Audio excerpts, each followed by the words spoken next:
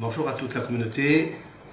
Nous sommes dans l'émission Remez, la veille de Shabbat, juste avant la fête de Hag HaSukkot, la fête des cabanes, la fête des Sukkot. C'est une fête qui est la fête de Hachem. Dans le Zohar Kadosh, la fête de Sukkot s'appelle Tzila de Mehemnuta. J'explique. L'ombre, la fête de l'ombre de la Emouna, de la foi. Bien sûr, il nous faut savoir pourquoi cette fête vient immédiatement après le jour du grand pardon, le jour de Kippour. Et en fait, quelle est la relation qu'il y a entre la péricope de la semaine, qui est Parashat Ha'azinu, Hashamay Va'adabera, c'est-à-dire que Moshe Rabbeinu prend à témoin les seuls témoins, le ciel et la terre, comme l'expliquent nos sages dans le Targum Yonatan ben Uziel, qui était un rabbin il y a 2000 ans, un des disciples de Hillel Azaken, le sage. Il a choisi le ciel et la terre parce que ce sont deux astres, deux univers qui ne meurent jamais.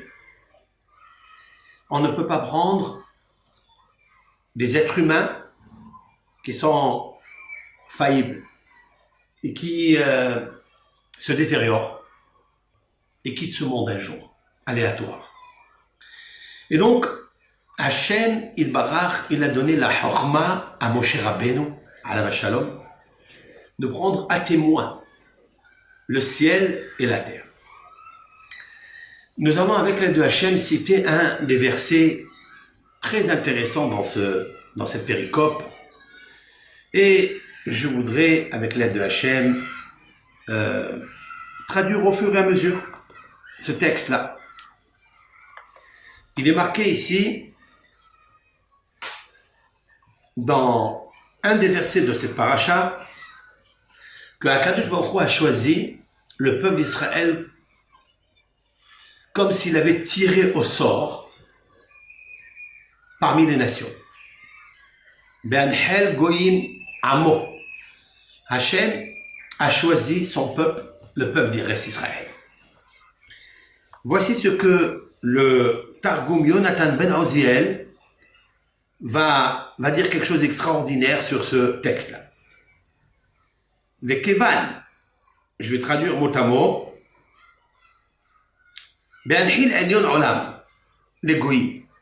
Lorsque le supérieur, c'est-à-dire l'éternel, a donné l'héritage de ce monde aux nations, Asher yatz'u mibanav shel Noach, qui sont donc la progéniture de Noach, behavdilo ketavim ulshonot livnei adam, lorsqu'il a discerné, séparé entre les écritures, les archives, et les langues, puisqu'il y en avait 70 langues, Bédor chez la Palaga, dans la génération de la tour de Babel.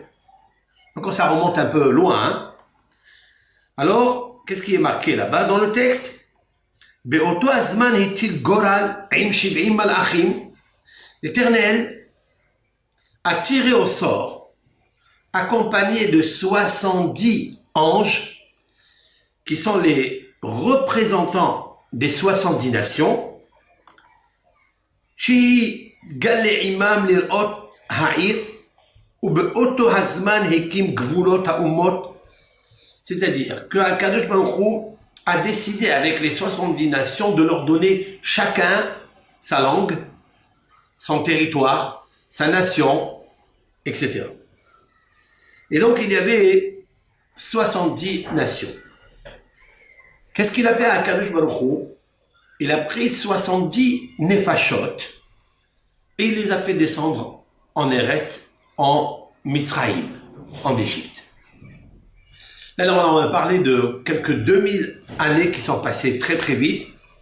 La quintessence de ces 2000 années, avant que Yaakov Avinu ne descende, Beshiv'im Nafesh, 70 âmes, ils sont considérés les 70 comme une seule âme, alors que par rapport à Ishmaël et à Esav, ils sont considérés comme 70 nefashot, plusieurs âmes. Pourquoi? D'après ce Yonatan ben Oziel, qui date il y a 2000 ans, donc c'est une révélation. HaKadosh Baruch Hu a fait un tirage au sort avec les anges célestes, chaque ange qui représente une nation parmi les 70 qui se sont trouvés dispersés, diffusés, chacun dans son territoire géographique, et chacun selon le langage qu'il a obtenu par l'Éternel. Cependant, tout cela, ce sont des nefashot, c'est-à-dire des âmes qui sont subdivisées, parce que chacun a en rapport son malach, son ange, on appelle ça son shoter, c'est-à-dire son gardien, son ange gardien. Le peuple d'Israël, lui, il est divisé en 70, mais ils sont une seule nefesh unis ensemble.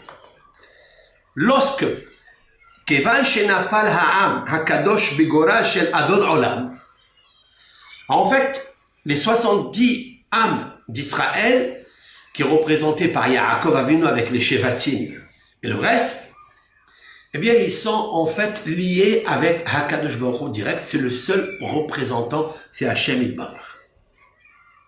Lorsque ce peuple dit, le texte ici dans la péricope, mais il est explicité, mais d'une façon ingénieuse et tellement puissante, par Yonatan ben Oziel.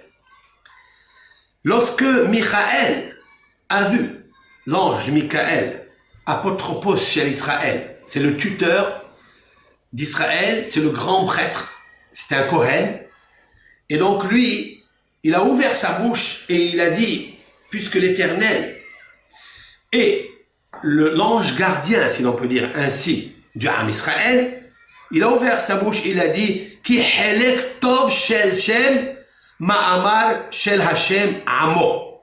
C'est-à-dire, HaKadosh Baruch Hu a une part extraordinaire, c'est la part qui s'appelle Am Bene Israël. Ki helek Hashem amo. Le reste dit, Yaakov heven nahalato. Yaakov, Gabriel, l'ange Gabriel, qui est du côté gauche, donc de Michaël, puisque Michaël se trouve à la droite, Michaël étant l'archange de Midat HaChesed, la bonté, la générosité, il est à la droite de Hashem Yitbarach, à sa droite, si l'on peut dire ainsi. Alors il a dit maintenant, Helek Hashem Amo, c'est-à-dire, Helek, une part, Hashem Amo. Ça veut dire que dans le peuple d'Israël, il y a la notion de Yudke Vavke, le nom de HaKadosh Baruch Hu. Yaakov, c'est le corps d'Israël. Le corps qui s'appelle Yaakov. Et là, il rejoint et s'associe avec la qualité de la rigueur, de la justice de Gabriel, qui veut dire la puissance. Alors Gabriel a ouvert sa bouche et il a dit Betishbachot ve'ama shel bet Yaakov goral naharat. Il a dit merci Hachem que tu m'as mis représentant de Yaakov qui est l'héritage de Hachem Yitbarach. Autrement dit que HaKadosh Baruch Hu a nommé deux anges, un à droite d'Israël, c'est-à-dire son âme, donc c'est le nom de HaKadosh Baruch Hu, et le deuxième c'est Gabriel, c'est le côté du corps. Cela veut dire que lorsque l'âme elle évolue, elle monte à des niveaux extraordinaires. Alors, HaKadosh Baruch Hu, qu'est-ce qu'il fait immédiatement? Il va l'aider. Comment il va les aider? Donc, bon, on est rentré en Égypte, on est resté là-bas 210 ans, on a épuré toutes les graisses, toutes les impuretés, toute l'intromission du serpent, comme l'explique le Zohar Kadosh et le Hari Kadosh, tous les Mekoubalim. Nous avons épuré le poison, virus du Nahash qui était intromis dans notre corps. Et la Neshama est sortie comme un tsipor d'erreur, comme un oiseau, comme une colombe plus exactement.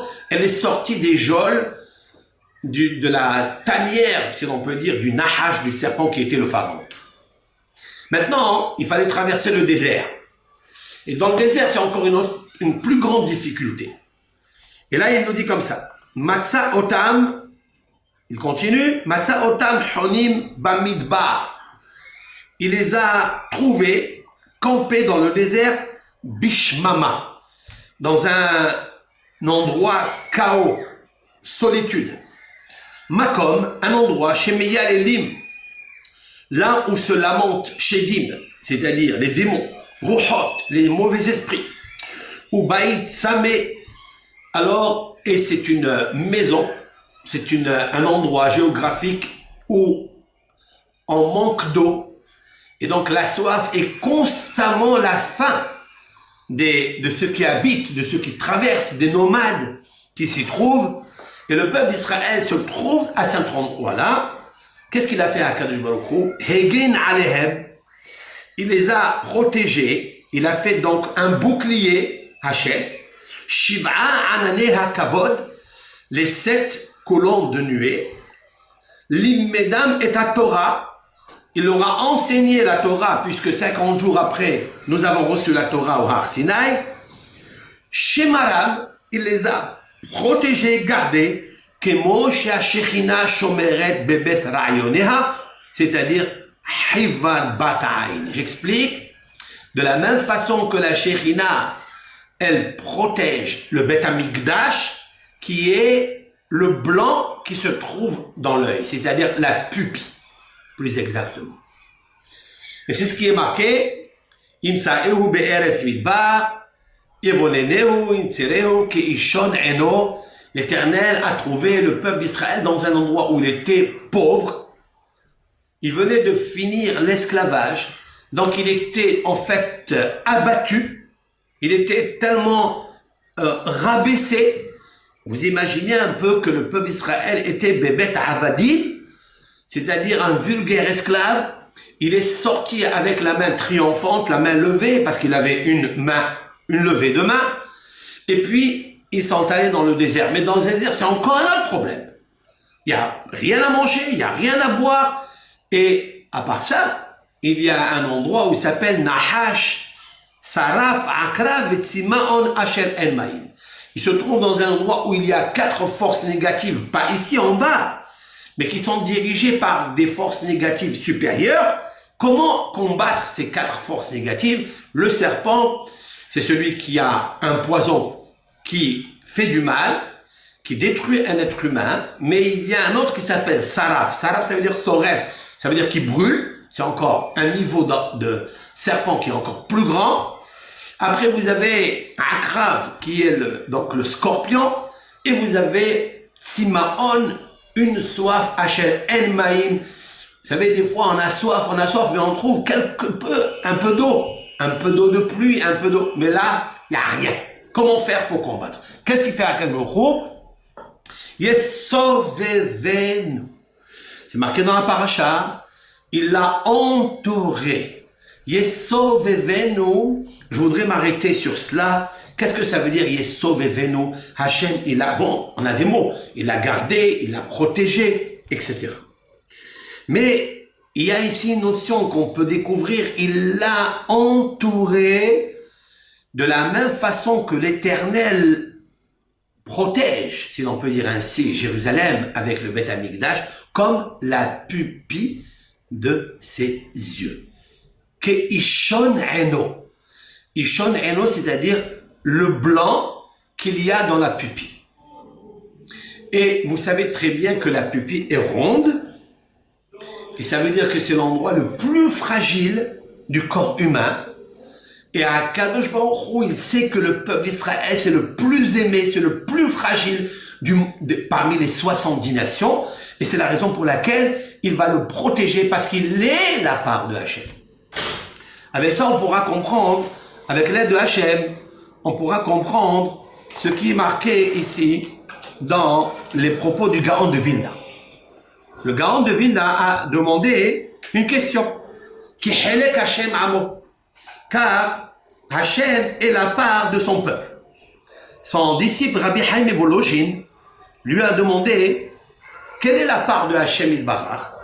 Alors il a dit, c'est marqué que une des qualités principales que Akadosh Baruch Hu a, Sameach Behelko, c'est-à-dire qu'il est content de son sort.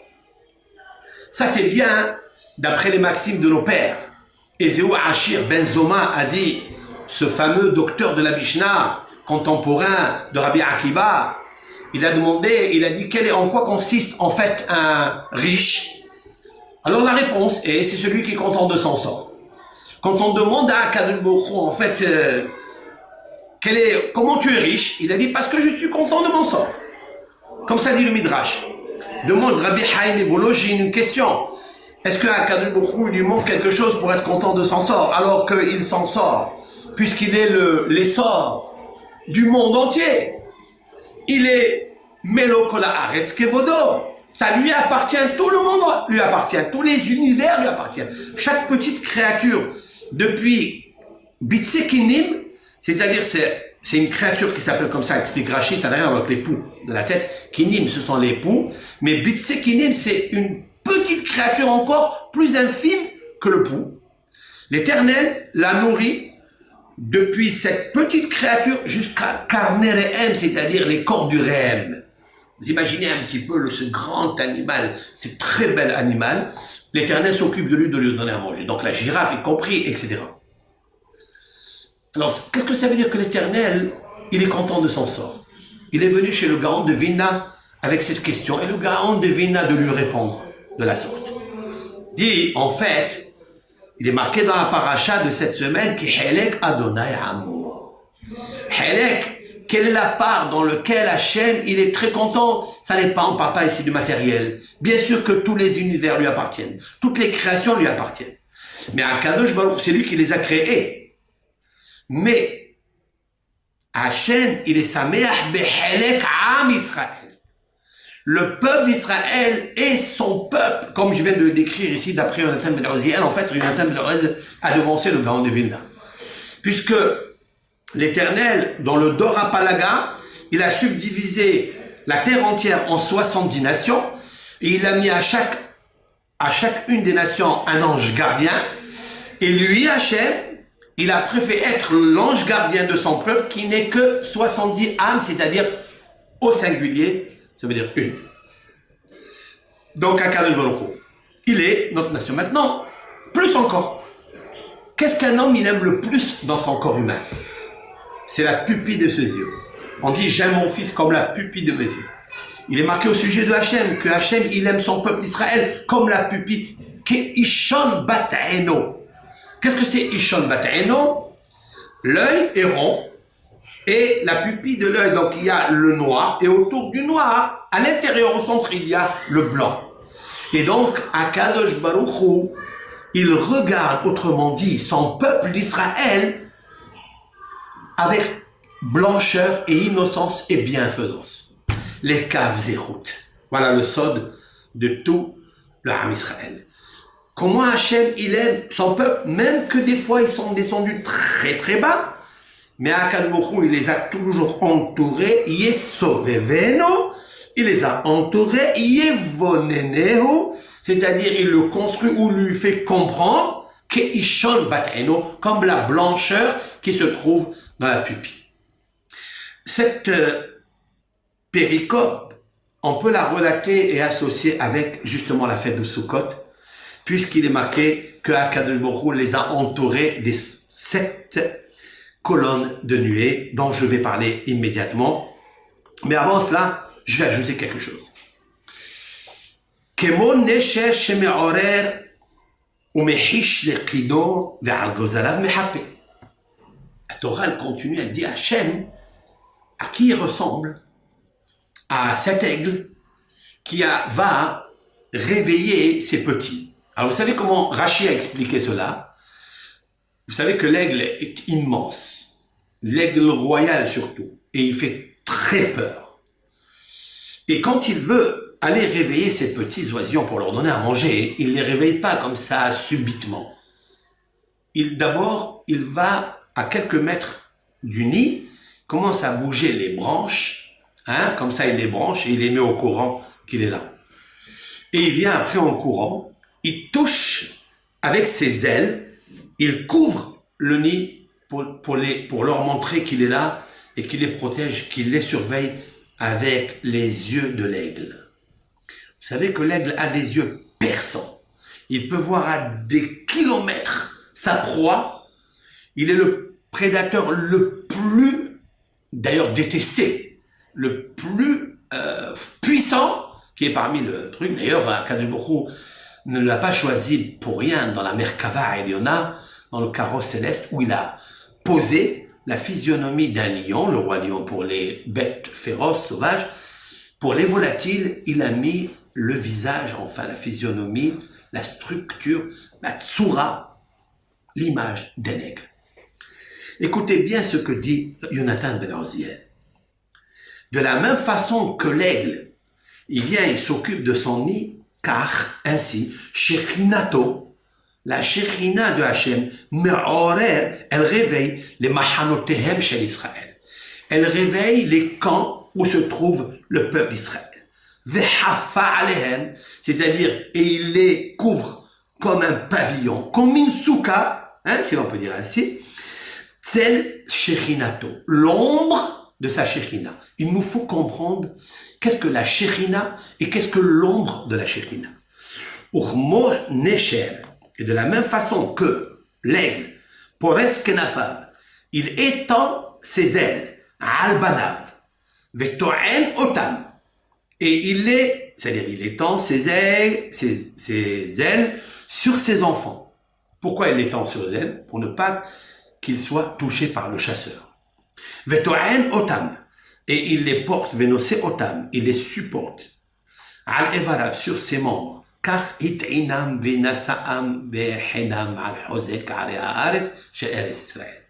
Ainsi, Hakadosh Baruch Hu, il couvre par ses ailes, il porte par ses membres les Bnei Israël dans la terre d'Eretz Israël. C'est fabuleux comme texte ici, c'est quelque chose d'extraordinaire. Et il ajoute dans le Pasuk Yud Bet, qui Helek Hashem Amu Yaakov Hebnato, Ma'amaro shel Hashem levadam yashkinem be'arsam. Alors là, il faut faire très attention à la parole que nous dévoile, que nous livre Rabbi Yonatan ben Oziel, un des disciples de Hillel, comme il vient de le dire. La parole de Hachem seule, c'est elle qui les réunit en terre sainte, et c'est elle qui les couvre et qui les sépare des idolâtres en Eretz Israël. On ne parle pas ici des nations n'importe lesquelles, on parle ici des nations idolâtres, car Akadosh Baruch Hu ne veut pas qu'il y ait de l'idolâtrie dans Eretz Israël. Et c'est nettement contradictoire avec Akadosh Baruch Hu. Donc je vais revenir juste à un autre texte, parce qu'il me faut apporter ce que dit le Rav, un des grands maîtres, Rabbeinu Menachem de Recanati, c'est en Italie. Il a vécu à la fin du XIIIe siècle, élève intime de Nachmanide. Vous savez qu'en Italie, il y avait plusieurs kabbalistes, notamment Ramchal, Rabbi Moshe Chaim Luzzatto, il y avait le Rav Recanati, et d'autres, des grands hachamim kabbalistes. Regardez ce qu'il dit à ce sujet-là. Yadata, je cite, Yadata, est-ce que tu as su, est-ce que tu sais, qui Knesset Israël nikret Nesher, car l'assemblée d'Israël, c'est-à-dire la Shekhina, Eretz Israël, c'est ça la Shekhina, elle s'appelle Nesher, elle s'appelle l'aigle. Shene'emar, il apporte une référence dans les prophéties de Ézéchiel, chapitre 1, verset 10, Ufne Nesher le Arba'atan, le visage du Nesher de l'aigle, les Arba'atan, c'est-à-dire aux 4 facettes qu'il y a dans le carrosse céleste. Urtiv, et il est marqué, très intéressant ça, dans le Tehillim, c'est marqué dans le Tehillim 103 He, celui qui veut vérifier, Tithadesh kanesher ne'oraichi. Ça veut dire quoi? Ta jeunesse se renouvelle comme l'aigle. Très intéressant ça. On a appris de là, en fait, de ce verset, on apprend ce que la légende nous dit, le phénix renaît de ses cendres. Est-ce que c'est une légende? Alors que David Ameller, qui n'a jamais menti dans sa vie, et qui nous a laissé une œuvre tellement belle, tellement lumineuse, qu'il dit que ta jeunesse, hein, se renouvelle comme l'aigle. On n'a pas choisi un autre volatile, un autre animal. On a choisi le Nesher. Pourquoi? Benikra Nesher. Maintenant, il nous dit parce que la Shekhina, elle s'appelle Nesher. C'est incroyable. C'est la raison pour laquelle Akadosh Baruch Hu, on l'a comparé dans la péricope de cette semaine, que Nesher Ya'ir Kino. De la même façon que le Nesher, il renouvelle sa jeunesse. Alors vous savez que la légende nous dit quoi? Et le Hida Alav Shalom, dans son livre Des vaches les filles, c'est-à-dire le miel à ma bouche, il a apporté dans Hot Nesher ce qu'un très grand rave a vu de ses propres yeux, un témoignage. Il a vu donc un phénix, donc un aigle, hein, qui est monté très haut quand il arrive à sa vieillesse. Il monte très haut, il essaye de trouver l'arbre ou la montagne la plus haute, celle qui est très proche de la chaleur brûlante du soleil.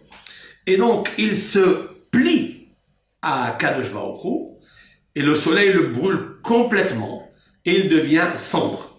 Et de cette cendre-là, renaît encore une fois un autre phénix. Comme ça, le Rav Hida a appris à porter un témoignage. Mais en fait, on le voit. Ça veut dire que l'aigle, la Torah nous dit, David Amelech nous dit, hein, il nous dit que Hachem, il renouvelle ta jeunesse comme renouvelle Hachem l'aigle, le phénix. Maintenant, ce que va dire le Rikanati, pardon, c'est quelque chose de très puissant. Et c'est la raison pour laquelle, grâce à cette préface, je vais avancer dans le cours sur Sukkot, parce qu'il est très important de prendre d'ici toute la réflexion qui est un fil conducteur sur tout le cours que nous allons avec de Hachem diffuser. Venikra Nesher, et il s'appelle Nesher chez Imhas Veshalom Israël Shel Mata. Que Dieu préserve que si Israël d'en bas, Avru Torot, Halfu Hok, s'ils transgressent la Torah, c'est-à-dire la Torah écrite et la Torah orale, Halfu Hok, ils ont échangé la dictée, les lois dogmatiques de la Torah, comme les Tefillin, etc. Azaï, alors, Hamida Hazot, cette mesure, cette sphère, si l'on peut dire ainsi, puisqu'elle est en même temps une séphira qui est la Shekhina, une puissance lumineuse qui est la Shekhina, qui protège son peuple, Am Israël, mais elle, en même temps, elle a aussi son revers de médaille, comme on dit.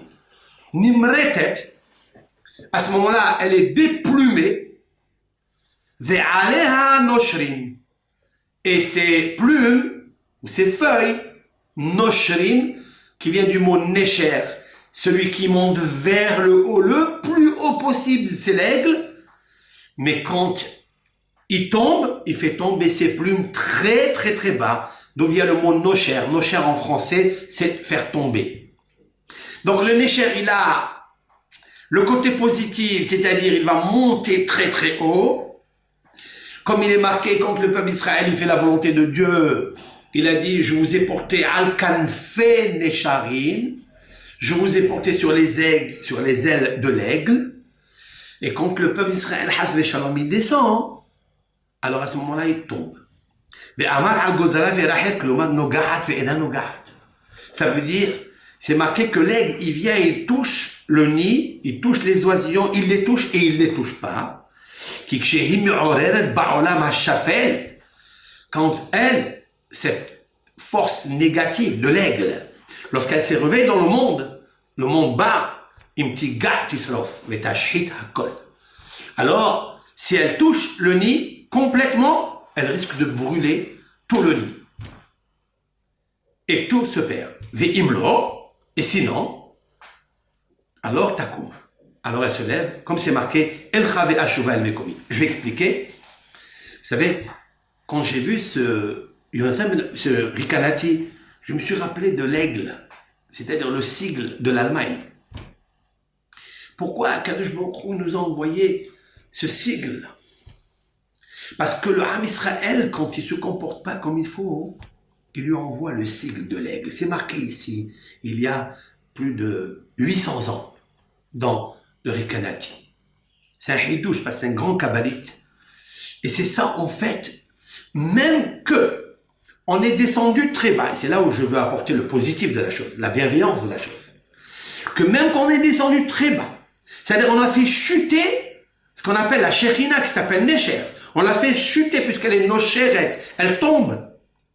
Quand même Akadosh Baruch Hu, il fait en sorte qu'il nous touche sans nous détruire. Et c'est ce qui s'est passé. Regardez, Am Israël aujourd'hui, il est remonté très très haut.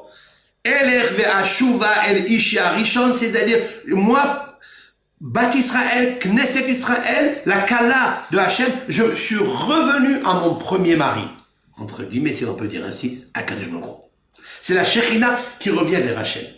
Voilà donc elle est comparée au Nesher, c'est-à-dire dans son l'élan positif. Et c'est ça que Akadosh Baruch Hu, il est Sameach Behelko. Il est Sameach Behelko, Hachem, il est content de son sort, pas de son sort. C'est-à-dire le peuple d'Israël ne fera jamais faillite. C'est marqué dans cette paracha. En fait, tous les kabbalistes disent, et ça il faille beaucoup de temps pour décortiquer, que la paracha de Haazinu sont incluses dans les psukim de toutes les merveilles, c'est-à-dire de ce qui s'est passé, de ce qu'on vit aujourd'hui et de ce qu'on va vivre dans l'avènement messianique prochainement. Tout est écrit dans Parashat Haazinu. Tout. Haazinu, c'est quoi Haazinu? Ça veut dire l'oreille. Ça veut dire il faut comprendre. Et ici, dans cette paracha, Moshe Rabbeinu a laissé des milliers et des milliers de secrets de ce que peut arriver dans le bien ou le contraire. Pourquoi je vous parle de ça? Ben, je vous parle de ça parce que, en fait, nous avons vécu un Kippour tellement merveilleux, tellement où nous nous sommes dit, en fait, on a atteint ce qu'on appelle dans le Moussaf de Kippour, Béné Elion, c'est-à-dire les enfants du supérieur. Je vais vous raconter un machal du Maguid de Douvna. Vous savez que c'était un rabbin qui était un des élèves du Gaon de Vilna, qui a donné un machal. Un machal, cela veut dire une parabole. Et vous savez, là où il y a la parabole, il y a toujours le satellite. Et en fait, à quoi ça ressemble ce que nous avons fait depuis Rosh Chodesh Elul, avec Rosh Hashanah Yom Hadin, avec les Aseret Yemet Teshuvah, plus le jour du grand pardon, qui est aussi, un Rahamim, il est aussi din, parce que nous attendons la signature, et nous allons continuer encore depuis le 15 jusqu'à 8 jours, c'est-à-dire 7 jours de Sukkot, plus un jour de fête qui est indépendant, Shmini Atzeret, en tout, c'est 22, comme si on allait rattraper les 22 lettres de l'alphabet qu'on a un jour abîmé. Lorsqu'on dit Hachamnu, Bagadnu, Gazanu, en fait, on va rentrer dans ce qu'on appelle dans le Tehillim 22 fois le mot Ashré. 22 fois le mot Ashré dans le Tehillim. David Ameller a écrit les Tehillim avec Ruach HaKodesh. Il a écrit 22 fois le mot Ashré. Ashré, ça veut dire heureux. Nous, Baruch Hashem, le jour de Kippour, nous avons répété plusieurs fois Hachamnu, Bagadnu, c'est-à-dire on a composé par les lettres de l'alphabet, les 22 lettres de l'alphabet. Si on a pu fauter avec le Aleph dans la Emouna, on a corrigé avec Hachamnu, etc. Puis Hachem, il nous donne pas seulement des lettres à faire, c'est que lettres doivent fondre dans les 22 jours, de la fête. Et depuis Kippour, bien sûr. Et c'est la raison pour laquelle, avec l'aide de Hachem, on est devenus des malachim. Alors, comment est-ce possible de devenir des malachim comme ça en un jour? Ne pas manger, ne pas boire, ne pas pratiquer le devoir conjugal, ne pas frictionner des huiles d'onction, etc. Comment on est arrivé à jeûner? Plus encore, comment est-ce possible que le jour de Kippour, et ça c'est le stratagème de Moshe Rabbeinu, à la Shalom, lui, bien sûr, 40 jours, il s'est séparé complètement, il n'avait besoin de rien. Et quand même, il a vécu comme un ange pendant 40 jours, et ça, 3 fois dans sa vie. Nous, on a fait un jour, il a plaidoyé pour nous le pardon, il l'a obtenu que si on fait à la condition sine qua non au moins un jour, comme lui. Et on a réussi, Baruch Hashem. Mais il a obtenu quelque chose de très grand. Pas seulement une année. Bechol Shana Veshana. Chaque année, et chaque année, Akadosh Baruch Hu. Pourquoi il a accepté Akadosh Baruch Hu? La réponse, elle est, Ki helek Adonai Amo. Parce que Akadosh Baruch Hu Sameach Behelko. Il est content de son sort. Je parle de Sameach, parce que je veux arriver à la Simha. C'est très important. Vous savez, je vais vous dire quelque chose, un hidouche. Nous avons 3 fêtes, oui. Hag Shavuot, le don de la Torah. On appelle ça Matan Toratenu, le don de la Torah. Nous avons après Hag Pesach, Zman Herutenu. Herut, c'est-à-dire la liberté. Pesach. Et nous avons Sukkot, Zman Simhatenu. Ça revient à Sameach. Sameach, Shin, Simhatenu, même Matan Toratenu, Ehet, Herutenu, Sameach. Hakadosh Baruch Hu est Sameach Behelko. Donc, notre Am Israël doit être Sameach.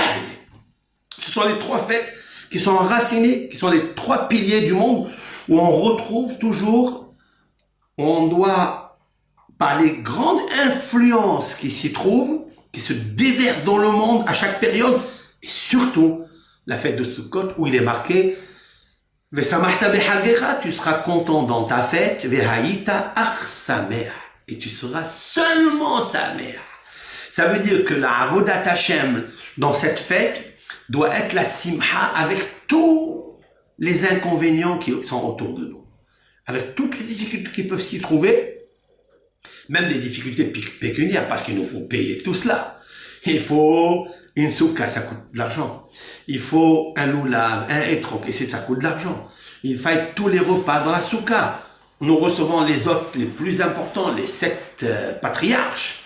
Il faille parler d'eux. Il faille tirer de chacun une qualité. Comment il s'est conduit, comment il a dévoilé Dieu, où il était content, comment ça se fait que il habitait dans une bicoque, dans une tente toute sa vie. Tout cela, il va falloir réfléchir pour essayer d'imprimer ça en nous. Donc je reviens.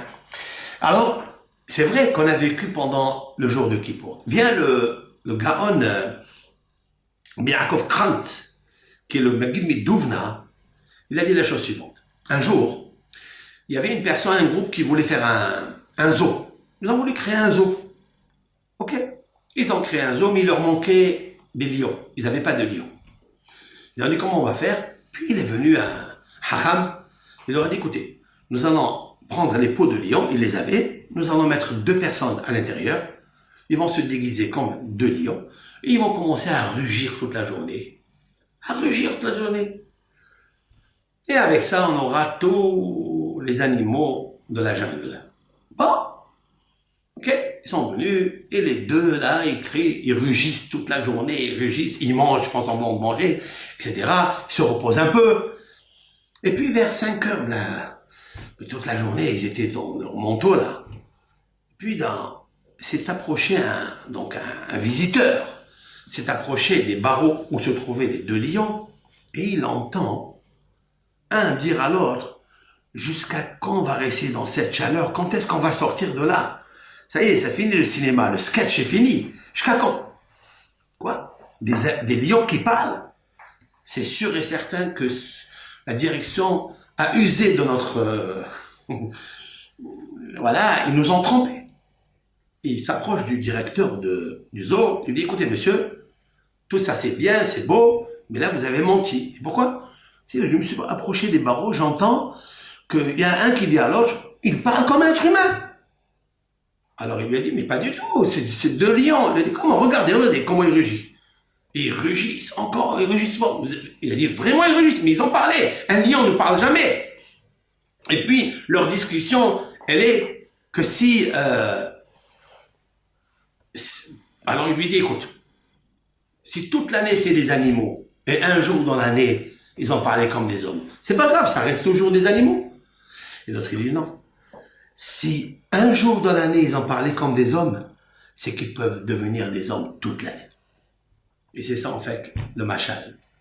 Le nimshal, la parabole, c'est quoi? C'est que nous, des fois, on se comporte, on se déguise toute l'année. On se déguise, on fait une fois comme ça, on fait une fois comme ça, on monte, on descend. Vivre comme un homme toute sa vie, c'est difficile. Vivre comme un animal toute sa vie, c'est pas possible. Vivre comme un ange Même une seule heure, c'est possible. Plus encore. 24 heures, 26 heures, on a vécu comme des hommes, comme des anges. C'est possible? Si c'est possible, à quel moment tu as dit maintenant je vais te demander quelque chose. Je t'ai pas demandé à Pessah, je t'ai pas demandé à Shavuot. Je t'ai demandé maintenant que, à partir de maintenant, il faille que tu rentres dans la fête de la joie. C'est la fête, c'est pas la fête de Béni Israël.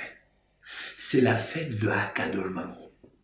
La fête de Sukkot est une fête qui appartient à Hachem Yitbarach, et c'est la raison pour laquelle il veut nous montrer à Hakadosh Baruch quelle est la preuve que vous pouvez être comme le peuple d'Israël dans le désert. Qu'est-ce qu'il y avait dans le désert? Dans le désert, il y avait des serpents, il y avait des sarafs, c'est encore un serpent plus grave, plus fort, qui brûle avec son feu. Ils avaient les scorpions.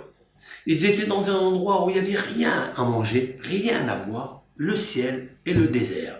Voilà. Qu'est-ce qu'il a fait avec Bourou? Il les a entourés des 7 Hanan et Kavod. Les 7 Hanan et Kavod vont se subdiviser en 7 jours de fête. Il leur dit, je voudrais, s'il vous plaît, que chaque jour, restez avec moi. C'est ma fête à moi. Mais il y a une grosse question ici. Normalement, cette fête-là, c'est d'ailleurs une question du Baal Tourim, Rabbi Yaakov ben Asher, qui a posé cette question, qui a vécu presque vers le 12e siècle. Il pose la question, il dit, normalement, ils sont sortis 50 jours après, ils ont reçu la Torah, ils avaient le Hanan et Kavod. Pourquoi on n'a pas fait Sukkot en même temps que Pessah et en même temps que toutes ces fêtes-là? À Nissan, on aurait dû faire la Souka plus Pessah à l'intérieur de la Souka.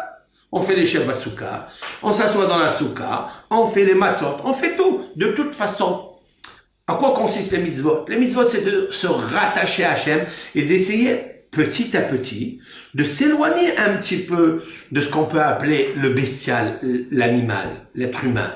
C'est ça que Hachem il veut. Et donc, on n'a qu'à réussir. Pourquoi on l'a transporté après Kippour? Pourquoi?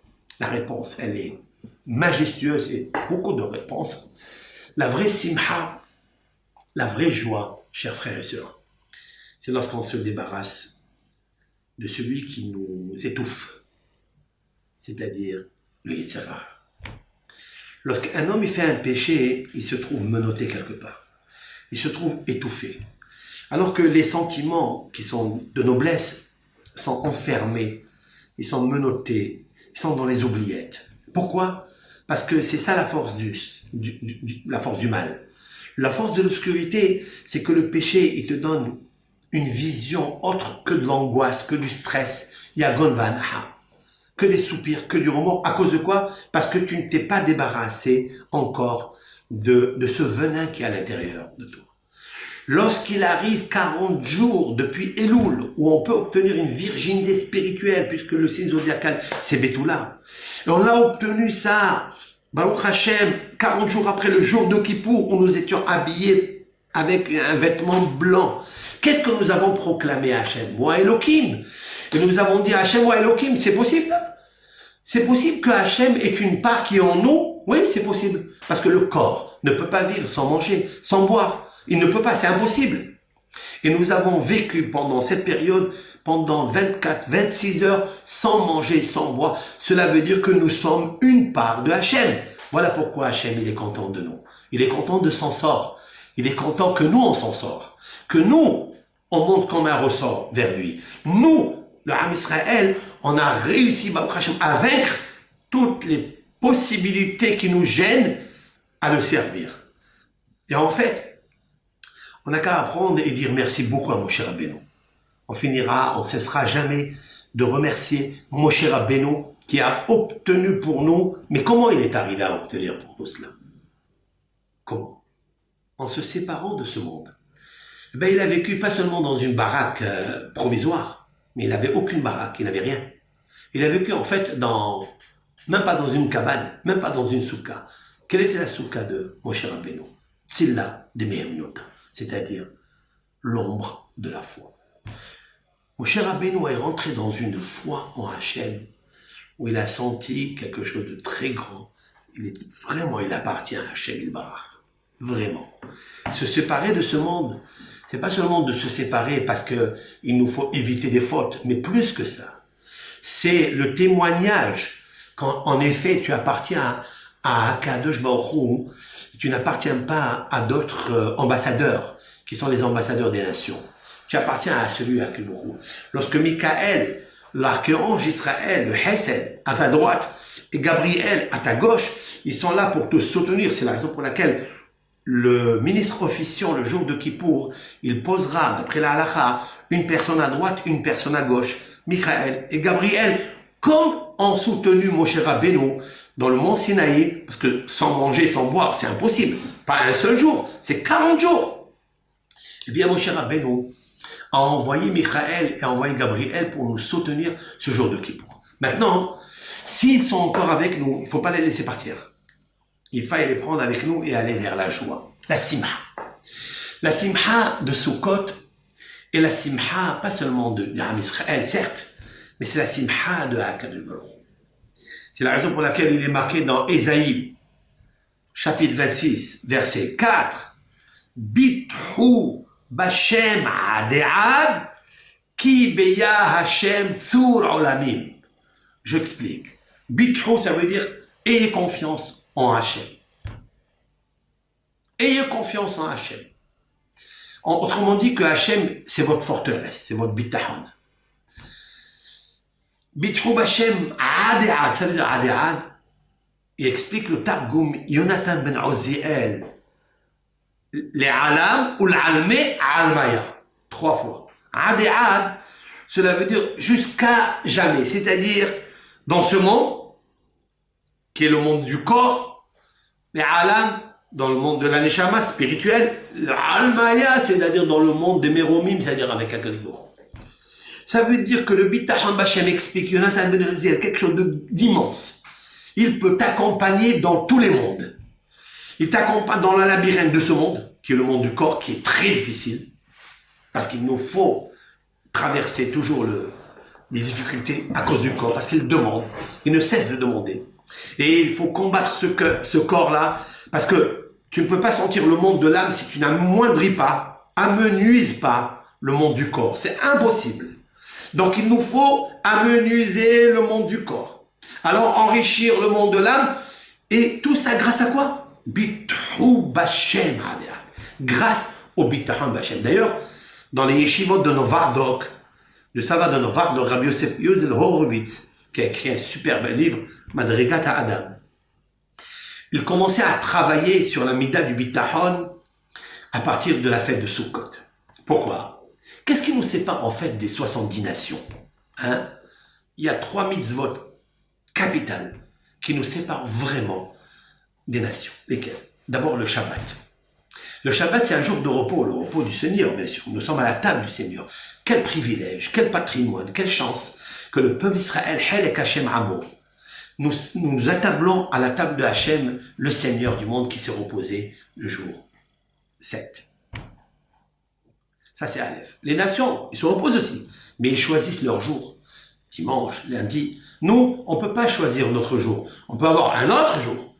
Mais celui du Shabbat, nous sommes obligés de le protéger, de le garder, et ne pas l'infirmer en désobéissant la parole de Hachem, en pratiquant les 39 lois du Shabbat, qui est la valeur numérique, Tal, la rosée. Attention à ne pas toucher à la rosée céleste. Ça, c'est Aleph. Et là, donc, il y a une grande différence entre nous et les nations. La deuxième mitzvah qui nous différencie énormément des autres nations, c'est la mitzvah des téphilines. La mitzvah des téphilines, vous savez qu'il y a une revue scientifique américaine. Ce sont des chercheurs qui ont analysé le cerveau de l'être humain. Vous savez combien de neurones il y a dans le cerveau de l'être humain? Celui qui est le plus intelligent, on va dire. Il y en a 86 milliards de neurones. Et chacune des neurones contient 1000, 10 000, 1 million de connexions. C'est c'est incommensurable. Et vous savez très bien que la plus grosse difficulté de l'être humain, c'est de dompter la pensée du cœur et la pensée du cerveau.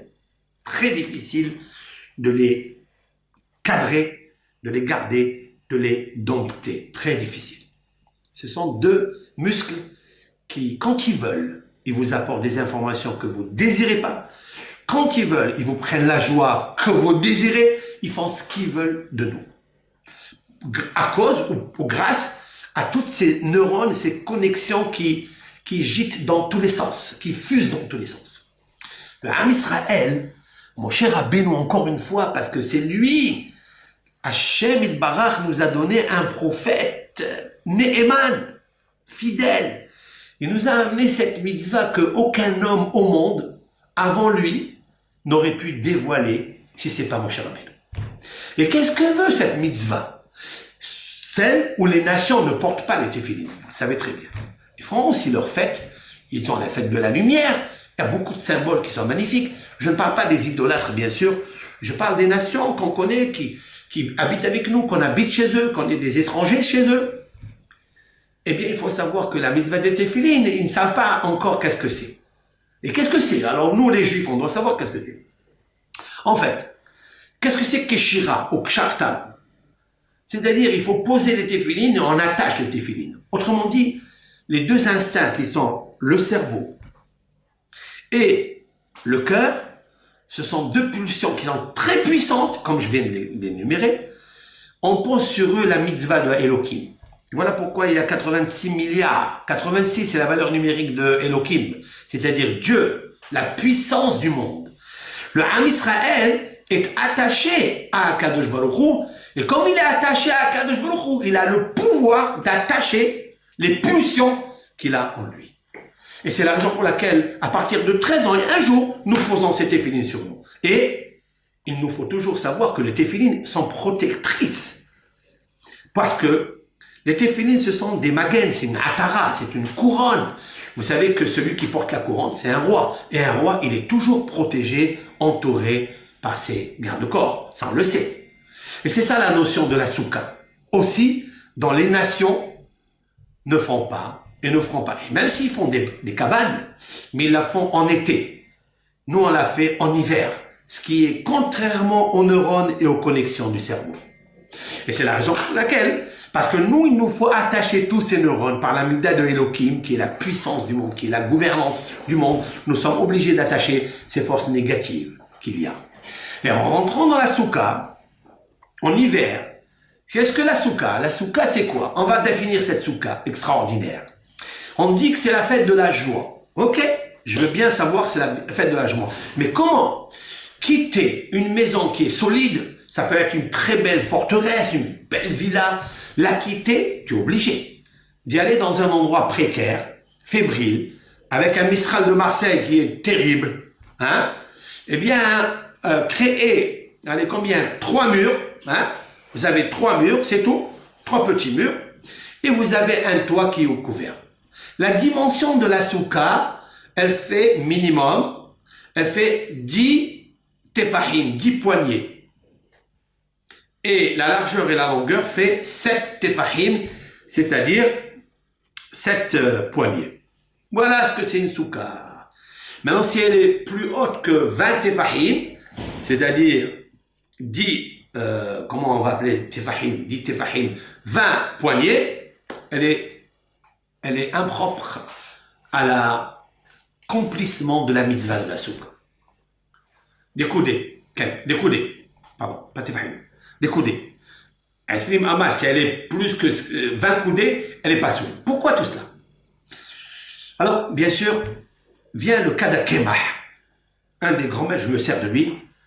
C'est celui qui a écrit, qui est l'auteur du Rabbeinu Behaye sur la paracha, qui est un livre fabuleux, l'élève de Ramban, de Nahmanide. Il a écrit un livre qui s'appelle Kad HaKemah, c'est-à-dire la jarre de farine. La farine, c'est la Torah. Il faut la mettre dans une jarre. Mais j'allais dire, il fallait la mettre dans un fût. Parce que sans la farine de la Torah, on est confus. Et en fait, il nous faut dire comme ça, dit le Rav. Dit Tefahim, en fait, c'est Yud. C'est la lettre Yud, 10. La lettre Yud, c'est quoi? C'est une forme sans forme, c'est une Nekuda, un point. Ça, c'est le monde de l'au-delà. C'est un monde qu'on ne connaît pas, qu'on n'a jamais vu. Comme a expliqué Maïmonide dans le Shmona Prakim. Si on veut savoir quelle est la forme, la couleur de Olam Haba, on ne connaîtra jamais, comme le clairvoyant, l'aveugle de naissance, ne connaît pas les couleurs. On ne pourra pas connaître les couleurs. On peut lui dire le noir, le bleu roi, bleu ciel, bleu azur. Il ne sait pas ce que c'est. La même chose, nous, on ne sait pas ce que c'est. On peut le sentir un tout petit peu dans les fêtes, surtout dans le Shabbat. On peut sentir un avant-goût de Olam Haba. Parce que c'est un moment où celui qui protège, bien sûr, le Shabbat convenablement. Dans la stricte halakha, c'est sûr et certain qu'il sent le Shabbat. Mais un Olam Haba. À peu près Olam Haba. Un tout petit peu de Olam Haba. Ce mais un Olam Haba, on peut le rentrer dans la soukha avec nous. À une condition. La simha. La joie. Il y a un texte que je voulais rappeler pour faire une allusion. Un texte qui, lorsqu'on termine la Ne'ila, on termine le shofar, on a tout terminé, il est un verset comme ça en grand qui vient nous dire, c'est un verset d'ailleurs dans les proverbes du roi Salomon, Lech echol besimha et lahmecha, va manger ton pain avec joie, ki ratza ha'elokim et ma'asecha, car l'Éternel a convenu, c'est-à-dire il a accepté tes actions. Pourquoi nos sages ont posé cette phrase qui va rester le phare, qui va nous conduire à la soukha, puisque nous devons construire la soukha avec cette phrase. Lech echol besimha, avec joie, parce que c'est la fête de la joie. Plus encore. Le mot simha est l'anagramme du mot hamisha, c'est-à-dire ce sont les mêmes lettres que hamisha qui veut dire 5. Nous avons à Kippour combattu notre Yetzirara, les 5 sens que nous avons. L'œil n'a fait que regarder le livre. Nous avons purifié nos yeux instamment pendant 26 heures dans le livre. Notre odorat n'a senti rien du tout, aucun aliment qui est extérieur, seulement Re'ah shel Kedusha, l'odeur de la Kedusha qui émane des lettres du livre. Les mains n'ont touché que le livre. Ils ont touché le Sefer Torah. Ils ont vu le Sefer Torah, etc., etc. Nous avons purifié les 5 sens de l'être. Avec les 5 prières, avec les 5 niveaux de l'âme, un végétative, évolutive, émotionnelle, celle qui est ce qu'on appelle Haya, la vivace, l'âme Nefesh Haya, l'âme vivante, et Yehida, l'unique. Nous nous sommes unis avec Akadosh Baruch Hu, avec les 5 Barechi Nafshi. Il arrive le moment où on a fini la 5e prière, et là vient cette phrase magique qui gîte à l'intérieur de nous. Chaque juif, il a à l'intérieur de lui, Olam Haba, c'est quelque chose de grand, je le sais. Mais c'est Or Shebaïsa, le levain, le Hametz, qui nous empêche de connaître cette bonté. Pourquoi? C'est le levain. Maintenant, puisqu'on a, Baruch Hashem, on a évolué d'une prière à une autre jusqu'aux 5 niveaux, 5 prières. Alors il te dit, Lech echol besimha, va à la soukha maintenant, echol besimha, mange avec joie. Ça veut dire quoi? Que la vraie joie, c'est quoi? C'est la Avodat Hashem. Voilà pourquoi Sukkot ne pouvait pas être immédiatement après la sortie d'Égypte. Vous savez pourquoi? C'est très clair. Parce que le peuple d'Israël était un esclave. Il a vécu 210 ans dans l'esclavage. Et c'est vrai que le 7e jour de Nissan, de Pessah, c'est vrai qu'on a vécu un miracle merveilleux, c'est-à-dire celui qui consistait à l'ouverture de la mer Rouge, qui était un miracle extraordinaire. Et là, nous avons chanté à Hachem. C'est vrai. Et là, Rabbi Yehuda Halevi, dans le Kuzari, il a écrit un livre, dans le Kuzari, qui a dit que la Avodat Hashem Besimha, quand tu sers Hashem Besimha, quelle est la preuve? Lorsque tu danses. Rabbi Yehuda Halevi. Vous savez que Rav Nachman de Breslev a dévoilé et a développé ce sujet il y a 200 et quelques années. d'une manière ingénieuse, d'une manière où aujourd'hui, Baruch Hashem, on sent les rikoudim dans les pieds qui se fatiguent jamais. Parce que la neshama, en fait, elle descend de partout, les pieds ne se fatiguent jamais. Quand est-ce que les pieds se fatiguent? C'est que lorsque la neshama s'arrête quelque part, elle descend pas, elle fait pas descendre son fluide dans tout le corps humain. Pourquoi? Parce que ça dépend du quota, ça dépend de la dose, de la simha que vous qu'on extrait de ce qu'on appelle simhat beta shoevot. À Sukkot, il y avait une fête particulière dans la Mishnah, nous dévoile, nous décrit, nous fait imaginer comment les docteurs de la Mishnah, notamment Hillel, Rabban Gamliel, comment ils dansaient en jonglant, comment Hillel se mettait sur les bouts du doigt, écoutez bien, tout son corps en haut, d'où il a appris ça, où il a appris à faire ces pratiques-là, se tenir debout sur les 10 doigts, entièrement son corps, Hillel, il jonglait avec des torches. C'est quoi cette simha-là? Il fallait que tout le corps serve à Kadosh Baruch Hu. En fait, la simha n'est pas seulement un embellissement de la mitzvah. Parce qu'on peut comprendre qu'il y a la mitzvah, faire une mitzvah, on peut la faire machinalement. Mais si on ajoute la joie, c'est un embellissement à la mitzvah. Pas du tout. S'il manque, écoutez bien, s'il manque la joie dans la mitzvah, c'est qu'il manque complètement de la mitzvah. D'où je le sais? David Amelach. Evdu et Adonai besimha. Servez Hachem avec joie. Qu'est-ce que ça veut dire? Que la notion de serviteur n'existe pas avec Akadosh Baruch Hu s'il n'y a pas la joie. Ça veut dire quoi? J'ai fait la mitzvah, j'ai pas servi Dieu? Non. Evdu et Hachem besimha. La notion de la joie, c'est Avodat Hachem. Et Harambam a écrit dans le Guide des égarés, il a dit quelque chose de très grand. Avodat hasimha hi avoda gedola v'hashuva me'od. Le service à Hachem avec la joie. Alors ce niveau d'évolution de la joie, nous n'aurons pu jamais l'atteindre après Pessah ou à Pessah. Certes, c'est une fête. Elle est la libération du corps, de l'âme. Mais ça n'est pas encore Avodat Hashem. Avodat Hashem, elle vient après qu'on a évacué le virus du serpent et on s'est séparé de l'idolâtrie que nous avons provoquée nous-mêmes par la fabrication du veau d'or. Et mon cher Rabbeinu est venu et a obtenu pour nous un jour merveilleux. En fait, c'est là où commence la Avodat Hashem. La vraie Avodat Hashem, c'est pas Elul, c'est pas Rosh Hashanah, c'est même pas Kippour. Tout cela était ce qu'on appelle dans la Kabbalah Giloui Haratzon, le dévoilement de la volonté. J'ai envie maintenant de servir Hachem. Maintenant, comment le servir? Ça, il fallait prendre le Ratzon et faire de lui un tsinor, c'est-à-dire un canal plus qui s'appelle Simha, la joie. Et quand tu fais la joie, alors, la fête de Sukkot peut rayonner sur ta Torah. Pourquoi?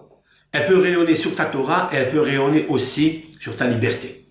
Quand je dis ta Torah, c'est-à-dire Shavuot, le don de ta Torah, elle peut rayonner sur ta liberté, c'est-à-dire Pessah, parce qu'en fait, la Simha, c'est Ve'aita Sameach, comme je viens de l'expliquer, Sameach. Tu seras seulement content. Sameach, ça veut dire quoi? Le Sin, c'est la Simha de Sukkot, c'est ma Simhatenu. Après, vous avez le même, c'est ma Tantoratenu de Shavuot. Après le Het de Herutenu, c'est la liberté. En fait, ils sont intrinsèquement liés, ces trois, et tous les trois, quelle est la configuration clé? La graphie du mot Sameach. Mais vous savez très bien que nous avons beaucoup de dépenses. Et là, je voulais faire une petite ségoula pour tout le monde.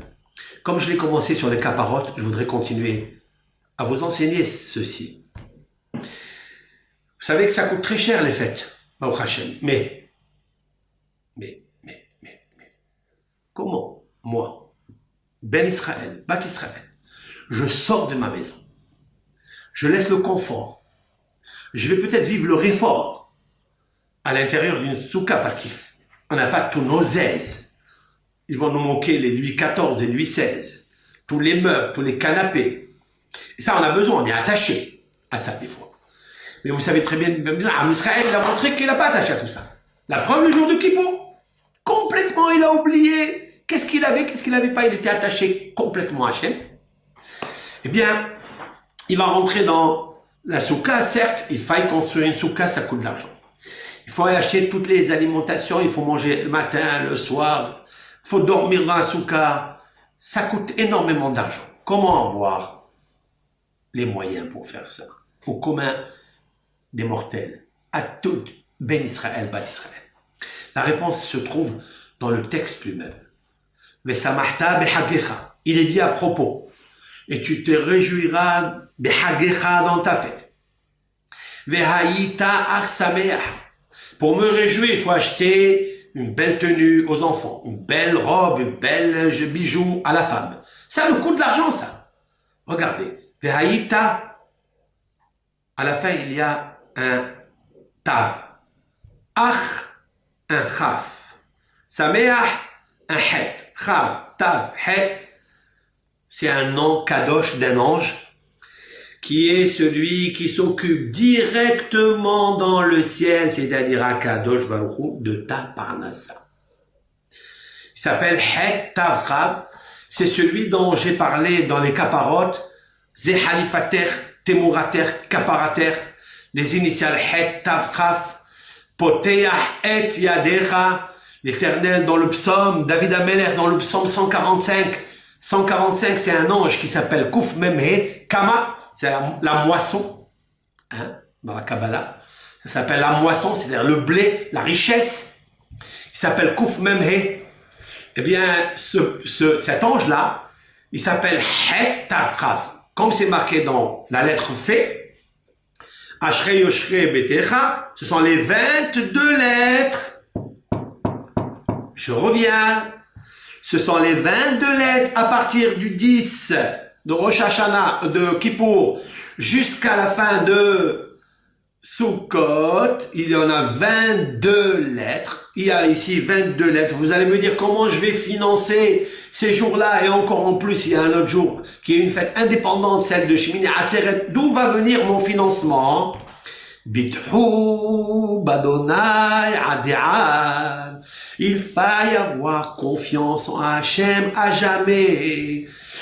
Qui beya Adonai Tzur Olamim. Qui est-ce qui a fabriqué cette soukha-là? Nous avons dit qu'elle fait 10 cm de haut. Minimum. C'est le Yud. Voilà le Olam Haba. T'inquiète pas. Tu es dans la forteresse de Hachem. Tu es Hachem. Avec Hachem, tu es. Bithoub Hachem, tu es avec Hachem, ne te moquera rien du tout. Tu vas me dire comment je fais? Poteach et yadecha. Poteach, het, et, tav, yadecha, chaf. C'est lui. Het, tav, chaf. Valeur numérique combien? 428. La valeur numérique de cet ange-là, enfin c'est un nom de Dieu, c'est même pas un ange. Attention. L'Éternel, c'est lui directement qui s'occupe de l'homme. Il n'a pas donné ça, la clé de la parnassa à un ange. C'est lui. Il s'appelle dans ce terme-là. Het, tav, chav. La valeur numérique, het, c'est 8. Tav, c'est 400.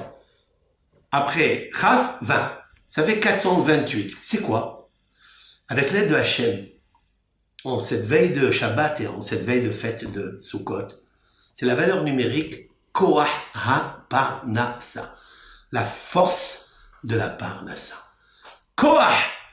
Koach, qu'est-ce que c'est Koach? Koach, c'est la force de Dieu. Ça, ce sont les 28 phalanges qui se trouvent ici. Et quand tu travailles, chaque fois que tu travailles, ouvre bien tes mains. Poteach et yadecha, ouvre-les, ouvre-les. Ou masbiya. Masbiya ou masbiya, c'est la même valeur numérique que 428. Parce que quand tu ouvres tes 28 phalanges, tu dis, Hachem, tu es le Koach de tout. Bithu Badonai Adi'ad. Et confiance en Hachem. Bithu Badonai. C'est combien la valeur numérique de chez 26? C'est Amonai. Oui? C'est à que je me trouve 26, oui. Mais il a dit Bamonai. Il a ajouté un 2. Un 2 plus 26, ça fait 28. Ça veut dire que quand tu travailles, t'inquiète pas. Si tu dis Hachem, Mais le Koach à Parnassa, par ton nom, Kadosh, qui est Het Tav Chaf, immédiatement Akadosh Baruch Hu te donnera, mais à une condition pour la recevoir. Ve'aïta ach sameach. Tav Chaf Het. À une condition. Ve'aïta ach sameach. Sois content. Si tu es joyeux, si tu fais la mitzvah avec toute la joie, on raconte que son disciple, du Ari Akadosh, lui a demandé, Rav, comment vous avez atteint les niveaux les plus hauts, les plus supérieurs depuis Rabbi Shimon Bar Yochai, il n'est pas né un être humain comme le Ari Akadosh. Comment vous avez atteint ce niveau? Il lui a dit, quand je faisais les mitzvot, je les faisais avec Be'oz, Vata'atzumot, Besimha, Bidullah. Il faisait les mitzvot avec une joie, quelque chose de grand. Voilà. Quand on fait la chose avec la joie, il a dit Rabbi Yehuda Halevi, servir Dieu avec la joie, c'est comme le servir pendant le jeûne de Kippour. Pareil. Et peut-être un peu plus. D'ailleurs, la fête de Kippour, enfin la fête, le jour de Kippour est une préparation à la fête de Sukkot. Attention, c'est très puissant. Elle est juste une préparation à la fête de Sukkot.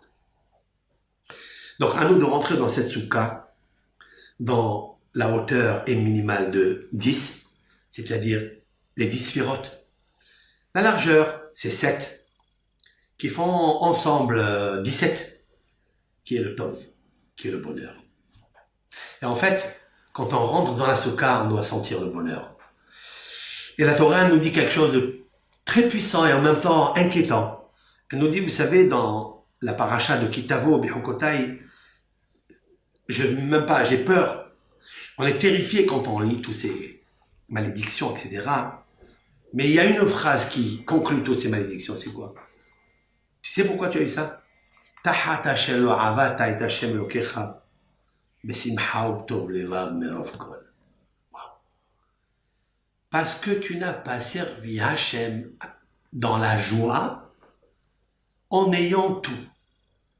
C'est-à-dire, il faille que tu saches que tout ce que tu as, ta part que tu as, ta soukha, même si elle est fébrile, même si tu vis un peu dans le froid, mais tu le sers avec joie à Kadosh Baruch Hu, comme tu m'as servi le jour de Kippour. Tu es arrivé à être un homme plus un ange pendant 26 heures. Fais-le moi pendant un Sukkot. Tu peux arriver. Et alors, moi, je te donnerai tout ce que tu veux. Mais si tu n'as pas fait ça, qu'est-ce qui est marqué? Alors tu serviras ton ennemi. Qu'est-ce que ça veut dire? Explique le Harizal. Quelque chose de foudroyant. Si tu sers Hachem, comment on dit ça? En arabe, on dit comme ça. Avec la... Ça, c'est comme quelqu'un qui sert son ennemi. Quand quelqu'un est un esclave d'un ennemi, comment il est? Il est joyeux. Il le sert en tête basse, toujours peiné, toujours soucieux, toujours bitsar. Comme ça, tu sers Hachem. Alors d'accord, tu me sers à moi comme ça, alors va te servir l'autre. Bien, le Harizal dit, nous avons pendant 8 jours, nous pouvons développer la mida de la joie, quelque chose d'incommensurable, quelque chose de magnifique. Seulement, j'ai confiance en lui. N'aie pas peur pour la Parnassa, n'aie pas peur. Akadosh Baruch Hu, c'est le boulevard Montparnasse. C'est lui qui est Shem Yisbarach, il te donne tout ce que tu veux. T'inquiète pas, Be'ezrat Hashem. Seulement aie confiance en lui, convenablement. Iratson, que Akadosh Baruch Hu nous donne la possibilité de le servir, et de le servir avec joie, que cette joie fasse partie de nos 248 membres os que nous avons purifiés avec le Nikvé. Nos yeux qui doivent toujours l'exalter, le regarder, tendre, pencher vers lui. Et bien, Azat Hashem, si on fait attention à ça, il est avec nous. Il nous surveillera comme Keishon Aeno, comme la pupille de ses yeux. Mais le travail dépend de moi, de l'intérieur. À l'intérieur, tu dois développer ça. Et il faut faire des exercices. Le plus grand exercice, c'est de rentrer dans la soukha et de faire ce qu'il y a à faire. Et bien, c'est la vraie simha du Ham Israël. Et ça, les nations ne l'ont pas. les nations, ils peuvent pas comprendre qu'est-ce que c'est une baraque qui fait 10 tefahim minimum, avec 7 tefahim, c'est-à-dire poignée minimum de large. C'est impossible de vivre. D'ailleurs, il est marqué dans le traité Avodah Zarah que les nations, lorsque Mashiach va venir, ils vont revendiquer, ils vont dire, redonne-nous la Torah, nous voulons l'accomplir. Les nations, Dieu leur a dit, ah bon, vous avez regretté? Il dit oui, donne-nous la Torah maintenant, nous aussi on veut l'accomplir. Il leur donne une petite mitzvah, dit le Talmud, laquelle? Sukkot. Il leur dit, vous allez faire Sukkot comme le peuple d'Israël. Qu'est-ce qu'ils font? Ils vont monter sur le toit, ils vont fabriquer la Sukkah. Hachem, il va envoyer un soleil. Quand il arrive le soleil, très puissant, parce que le scarf, il n'est pas tellement... La couverture qui se fait avec des brindilles de palmier, avec des roseaux, n'est pas assez forte pour arrêter le soleil. Donc le soleil, il rentre. Qu'est-ce qu'ils font chacun? Ils vont donner un coup de pied à la Soukha, ils vont partir. Quelle est la notion? Ça veut dire quoi? Ça veut dire que les idolâtres ne peuvent pas avoir confiance en Hachem Yitbarach l'unique. C'est impossible. Hein? C'est impossible d'avoir confiance en Hachem Yitbarach. Il n'y a que le Ham Israël. C'est pour ça qu'il a donné à Amo, Yaakov, Hevel, Naharato. Nous avons une corde qui s'appelle Hevel. Nous sommes attachés aux patriarches, aux 7 patriarches, c'est-à-dire Abraham, Yitzhak, Yaakov. Comment vous allez atteindre la cime dans le ciel pour remuer le malach de la Parnassa pour qu'il vous donne la Parnassa? C'est très simple. Vous prenez une corde, hein? Vous la tenez juste d'en bas. Vous la remuez juste en bas. Vous la remuer en bas. Elle est déjà collée grâce à Abraham, Yitzhak, Yaakov, Moshe, Aaron, Yosef, David, Shlomo, Alélié, déjà. Toi, il te suffit juste de remuer. Mais il faut faire quelque chose, bon sang. Il faut faire quelque chose.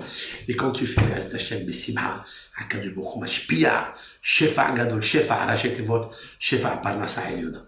Dieu t'envoie tout ce que tu veux. Bisrout Het Tavrav, qui est le malach, enfin le nom Kadosh de la Parnassa, que Akadosh Baruch Hu déverse sur le Ham Israël une grande parnassa, une grande joie pour qu'ils puissent pratiquer les mitzvot avec la simha. Alors, je vais vous dire quelque chose. Rabbi Chaim Vital a dit que si quelqu'un, il va faire la mitzvah de la Soukha ou une autre mitzvah quelconque de la Torah, il l'a fait vraiment avec joie, nos sages lui ont promis beaucoup de choses. Alors c'est vrai que nous avons fait des fois les mitzvot avec joie et on n'a rien reçu. Il a dit Rabbi Chaim Vital, tu l'as pas bien fait. Il faut le faire vraiment comme si ce que tu attends, il est déjà dans ta poche. Il est déjà dans ta poche. Gamalo, tu n'attends rien du tout. Alors tu as réussi. C'est un grand avoda. C'est un grand travail. C'est plus difficile de servir Hachem avec la simha que par la tristesse. Tout le monde est normalement, de facto, il est triste. Donc c'est pas une preuve que tu aimes Hachem. Mais si tu aimes Hachem avec la simha, même avec la difficulté, ça veut dire c'est ta neshama qui vibre. Et si la neshama vibre, c'est que tu es connecté avec la Kadosh. Et Ratzon, que Hachem Yitbarach, il nous donne la force de passer une bonne fête de Sukkot dans la simha. Je voudrais, avec l'aide de Hachem, vous dire que je diffuserai un shiur sur les allusions qu'il y a dans les 4 espèces, c'est-à-dire le cédra, le palmier, le myrte et le sol. Si Dieu veut, pourquoi ils interviennent dans la Torah, dans cette fête du Ham Israël. Et c'est là, il y a une grande relation entre le cours que je viens de faire maintenant, avec ces 4 espèces, Kol Tov Lachem et Shabbat Shalom à toute la communauté. Shabbat Shalom.